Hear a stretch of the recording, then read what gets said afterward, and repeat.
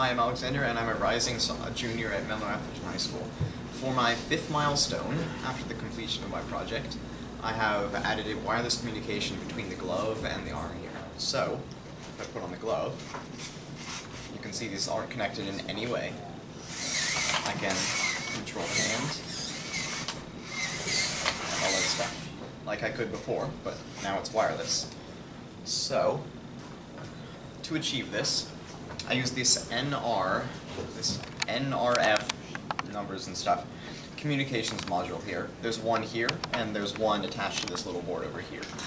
So how it works is you just put it into I put it into some of the digital pins that I wasn't using for the servos, and that essentially sends a signal to it using, I don't know the specifics of the actual communications, but it can send a signal of about 32 bytes, which I use to encode the values from my flex sensors to send to here.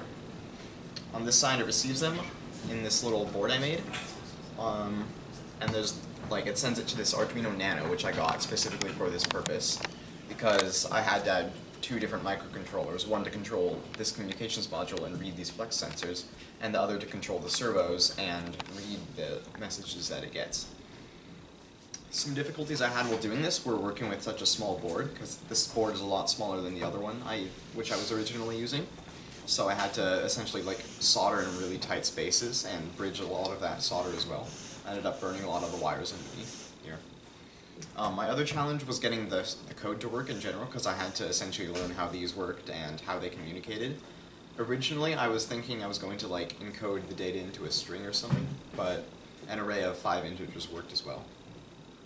For my next milestone, I plan to actually build out more of this arm so that I can just, it can do more things than just move its fingers. Thank you.